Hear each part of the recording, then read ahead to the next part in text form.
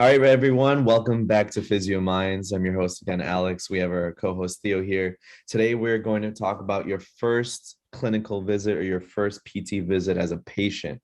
So we're going to talk about the things that you should be doing before you go in and what to do when you get there, and just general topic of what you should expect. And then after that, we have a little bit of a special subject to talk about.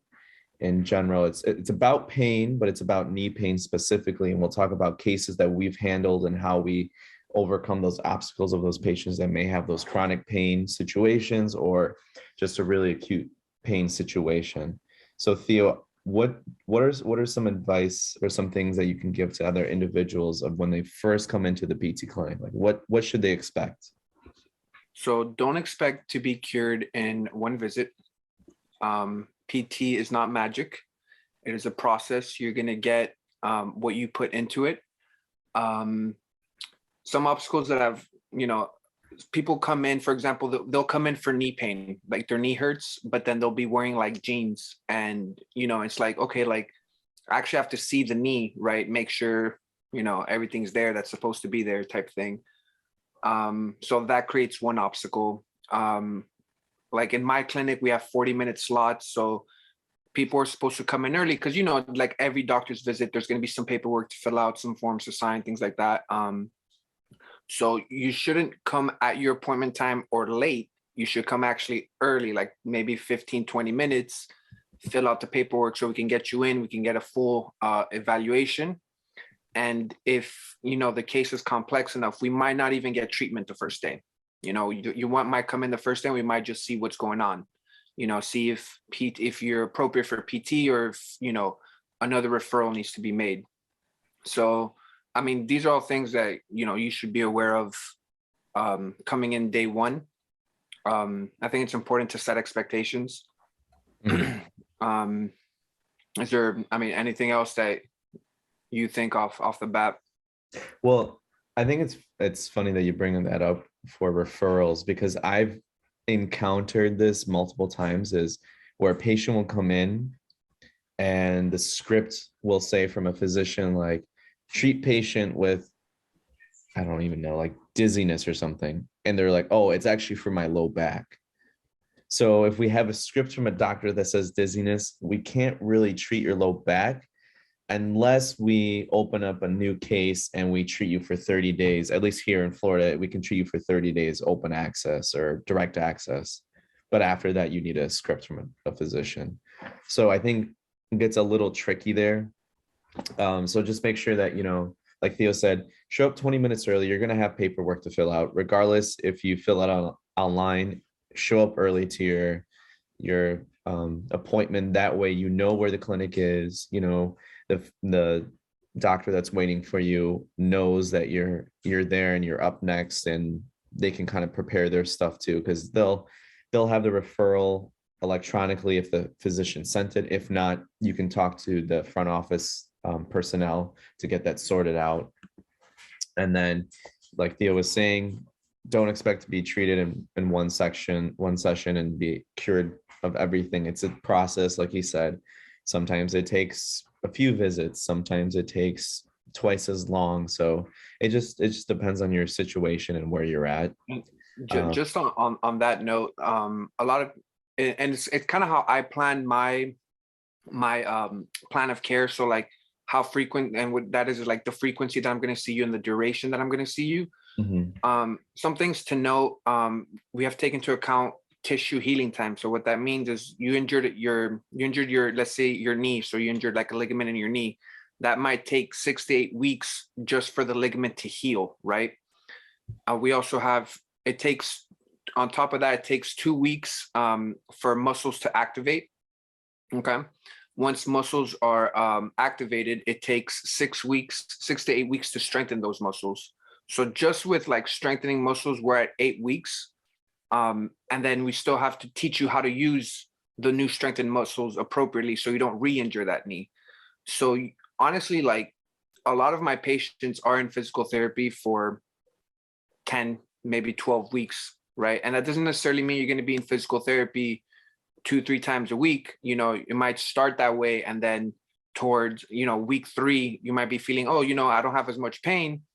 All right, let's back down to once a week, once every 2 weeks, things like that, and just kind of having us there as a safety net, while you can continue your care at home. We're going to give you exercises, so be prepared to do your homework.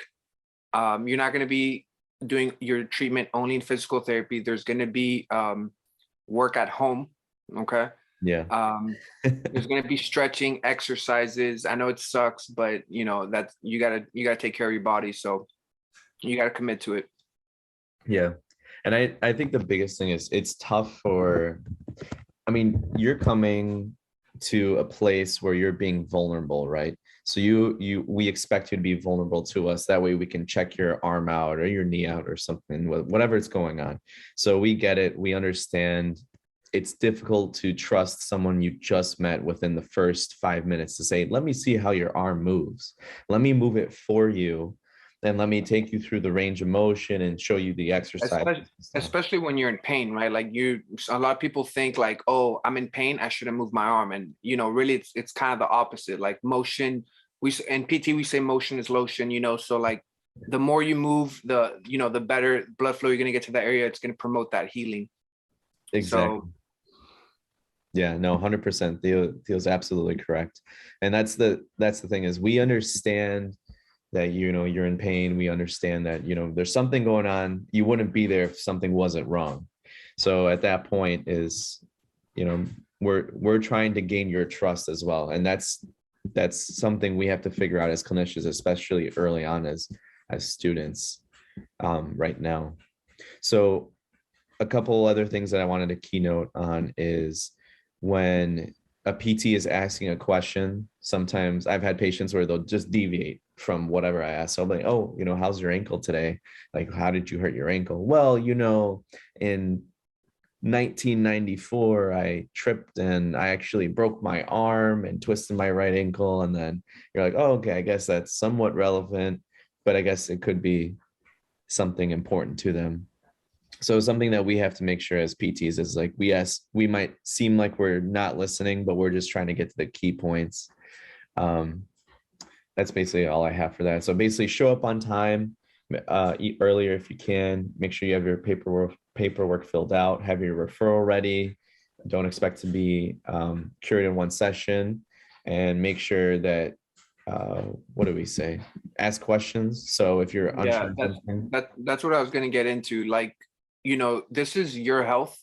So when you go to a doctor's office, when you go to PT, like, don't be afraid to ask questions. I think in general, we're hesitant, like, especially when speaking to like a medical professional, like, oh, okay, like I have this, like, okay, cool. But like, find out what that is, like dig deep, like ask whatever question comes into your head. There's going to be and maybe don't do that all at once. There's going to be a time for it during the evaluation. We're going to ask like, hey, do you have any questions? At that point, like, go ahead, ask whatever it is, because this is your health. The more the better you're going to take care of yourself. And personally, I like when patients ask me questions, because to me, that tells me like they're interested in their health, and I know that they're going to do what I need them to do so we can get them better. Yeah, I agree with that. Especially if there's something you want to get back to, or if there's something that's most difficult to you. So like if your shoulder is hurting and you're like, man, I can't even turn the steering wheel when I'm driving. Well, make us aware of that. Write little notes on the things that are making you, like, hurting you the most or making your life the most difficult right now. Is it washing your head? Is it brushing your teeth? Is it putting on a shirt and you can't get your shoulder, like your arm up? It's just little things like that. That way we know, okay, your arm has to move in this range of motion. Your arm, you have to be this strong in order to get your arm up. That way we can start building your goals and building your plan of care. And to speak on that, that goes back to, we were actually talking about this earlier, like we work specifically for, tasks, and for example, like in this case, washing your head. So we would do treatment, tailored treatment. If that's what's important to you, that's where you're trying to get back to. We're going to start incorporating that, washing your head, or, tying your shoe, whatever it is that you're trying to get back to, that's going to be part of the treatment. So that's kind of the functional component of PT. We do a lot of stuff to make you pain get better, muscle strengthen.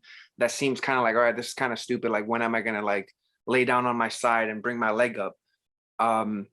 But then once those muscles are activated and they're strong, it's gonna allow you to do your sit to stand, right? Get up from the couch, from a low chair, things like that. And I personally, in my treatment sessions, I stretch, strengthen, relieve pain wherever it needs to be. And then at the end of the session, I always like to spend like 4 or 5 minutes at least performing that task again, like that task that you had pain with. All right, let's see where we're at now that we've done all these things, because at the end of the day, we're trying to get you back to doing what you want to do. Right. Yeah, I 100% agree with that. That's very important. So the next thing that we were going to talk about was, I said earlier, but it was about pain and specifically knee pain. So I think we're going to talk about, when is it appropriate to go see a PT?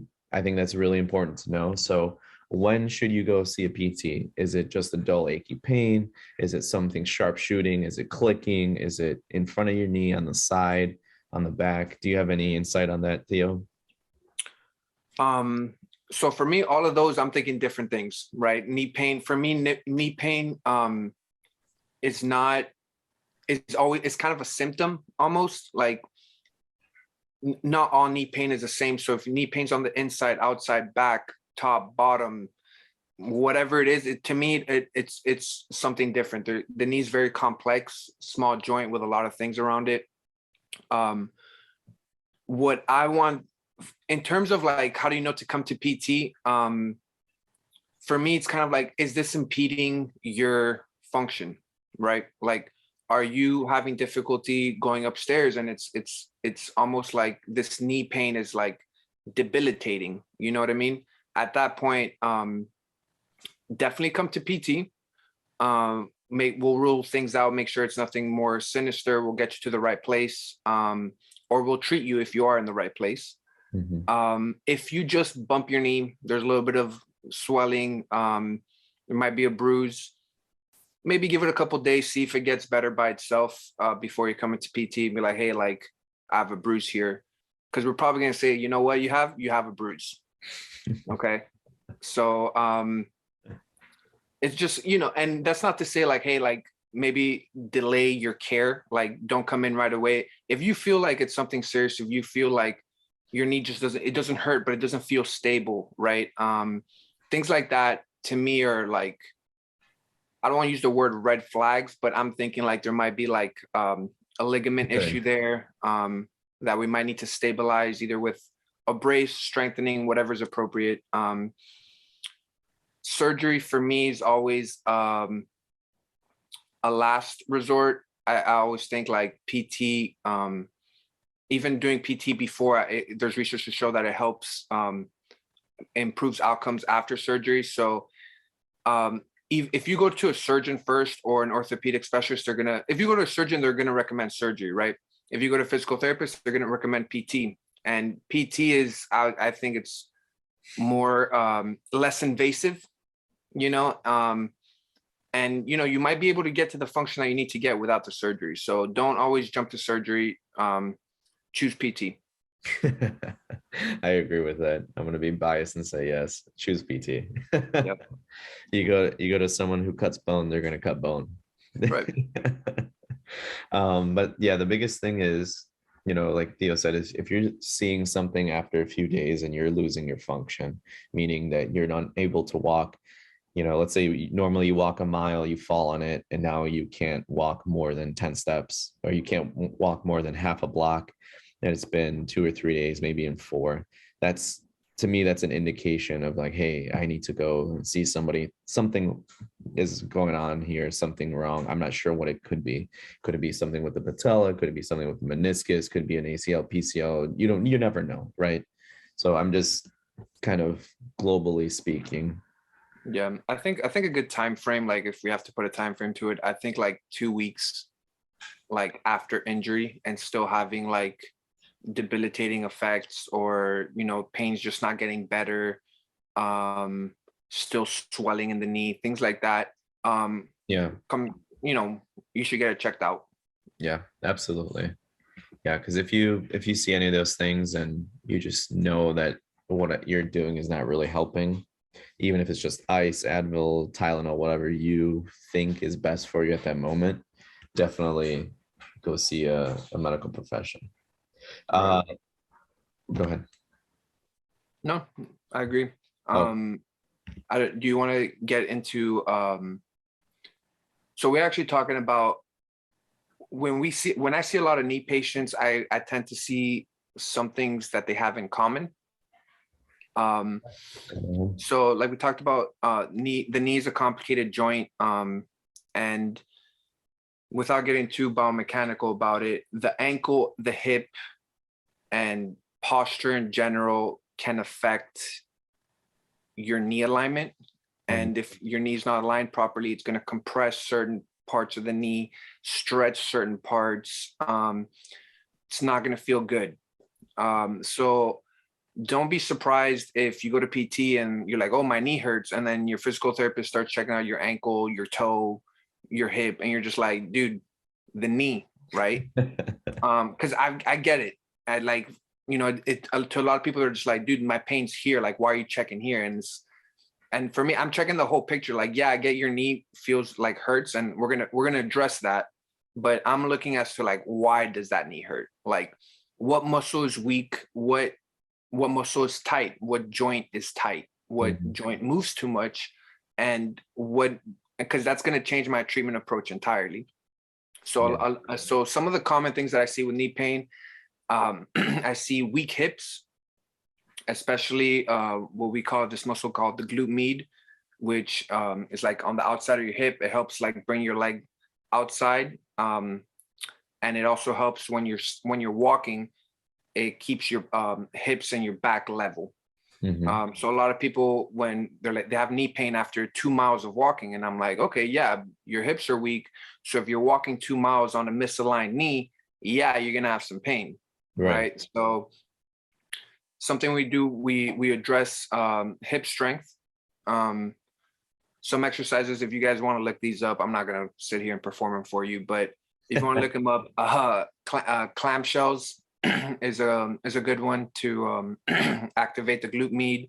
Um, and it's a starter one. It's not the best one to do, but um, it's a good one to start strengthening that glute med to help the alignment of the knee.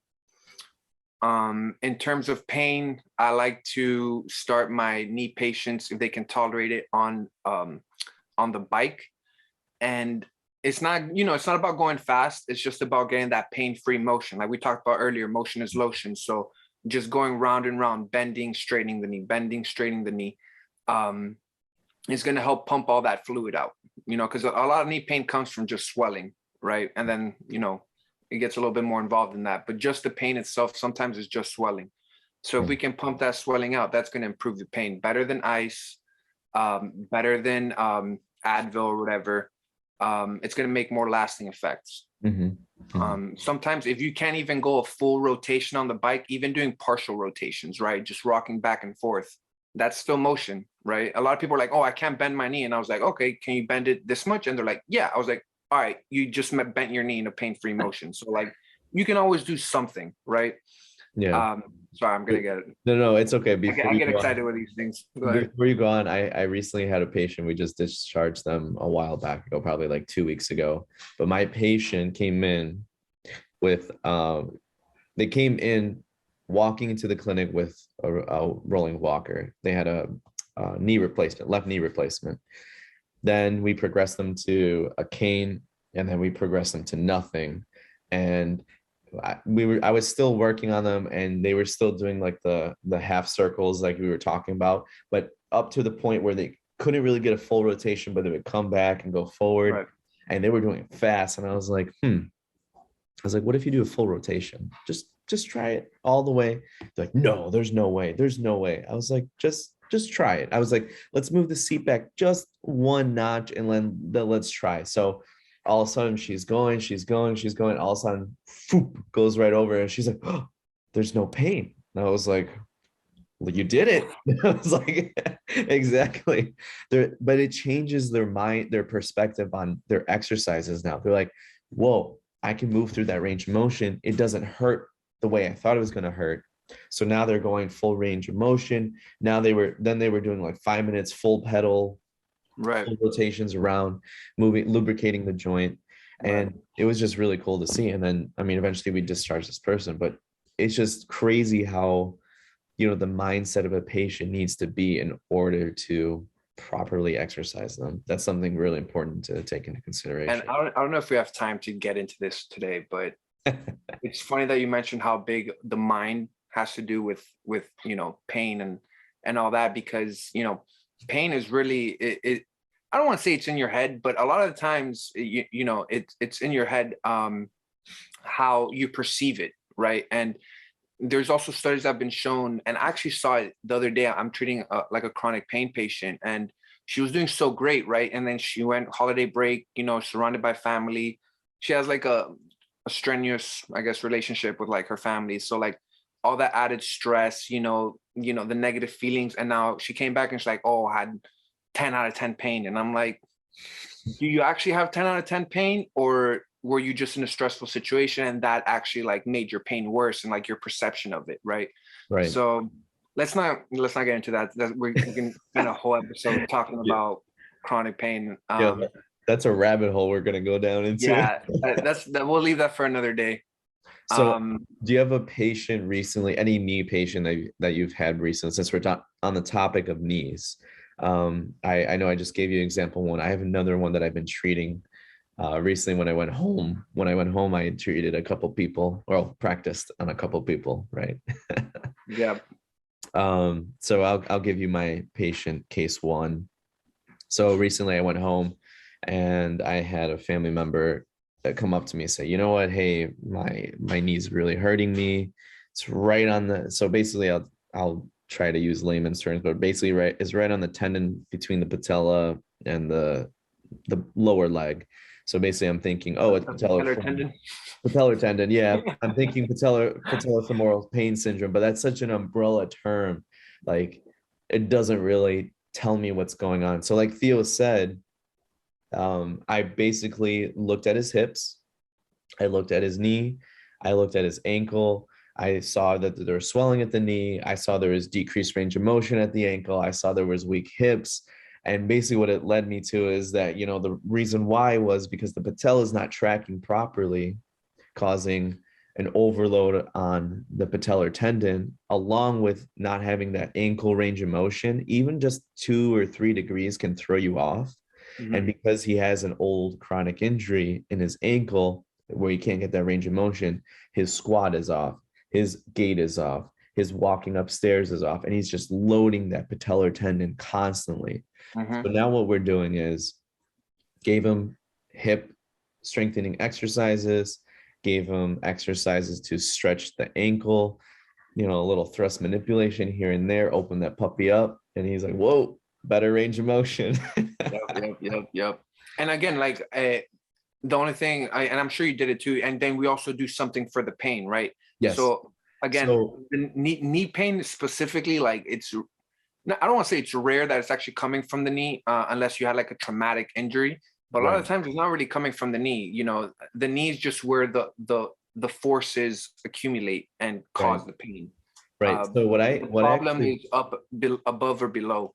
Yeah. No, that's really important. So that's why I believe in school we were taught, yes, this is like, let's say it's in the low back, always look at the hip, always look at the joint above and below. So look at the rest of the spine, see where it's coming from, whatever it may be. The best thing I did for this patient was actually using an ice ball. Like how like when you make drinks, you can get those like silicone balls and you can make ice. Yeah. So basically I took one end, I took the top off and just kind of like a nice massage. Mm-hmm. Decrease pain, decrease swelling, hopefully try to move the fluid out. And right now we're on the right track. So far it's been 4 or 5 days and decreased pain. That's what's up. Yeah. I mean, the one case, and honestly, I have to like mention, give a shout out to my homegirl, my patient. So this was my first meniscal repair that I start from start to finish. So like, it's like my baby, I guess. That you practice. That I practice. Yeah. We're practicing on patients. Right. Sure. So, and so we started, and you start basic, right? Just kind of like moving the knee a little bit, everything pain free, which is great. I do it all the time, but I do want to get to the more advanced stuff, especially because she's an athlete. She does wrestling, discus, shot put, track, like 100, 200. What else is she? I think she does football. Like, she's a beast. Um, and and we just got to, like, we had to follow the protocol, and like it was my first one, so I was always on the more cautious side. She was always doing really good. I was pushing her, but staying within limits, right? And finally we got to the point where it's like, all right, like, you're this far off. I think it was 12 weeks. All right, now we can start jumping, jogging, things like that, to tolerance, obviously. So she started doing that last week, and then this week it was my last session with her, because we're done with this rotation on Thursday, and I had her do. We were doing like agility drills, because she wants to return to her prior level of function as sports, right? So we were doing ladder stuff, jogging through the ladder, lateral motions through the ladder, alternating feet, hops, right? Being able to like stick a landing with one leg, and then do it with the post-op leg, things like that. And then she wants to get, and this is where, again, back to, like, you're always thinking about what the sports specific or the task specific goal you're trying to get to, right?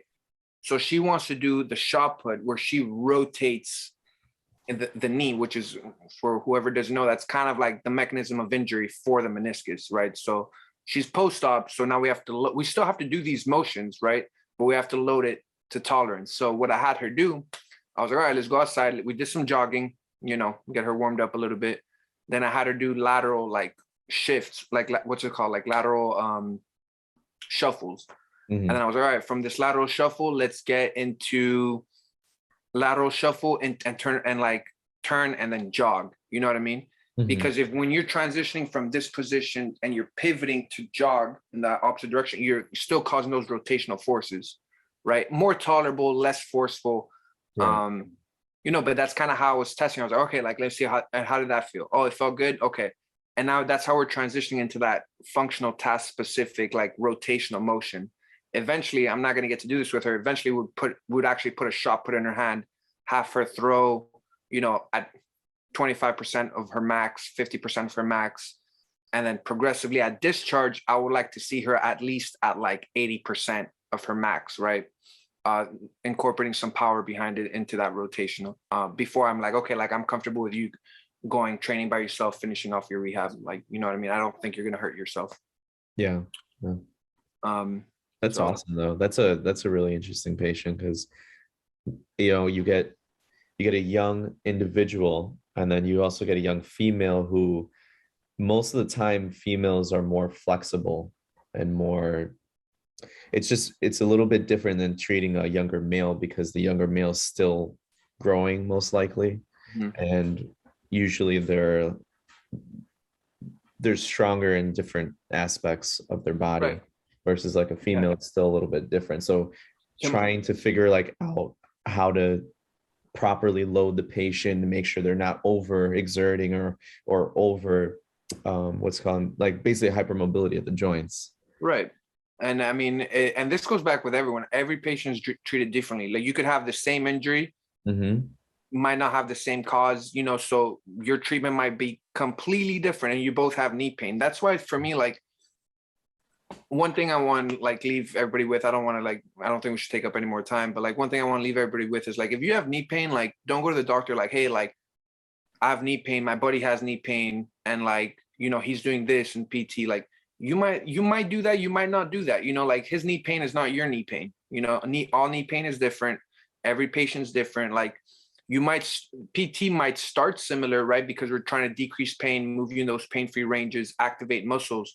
But especially towards the end, like, I'm progressing you towards what you're trying to get back to, and I'm gonna stretch, strengthen, stabilize, whatever it is, what you need done. Exactly.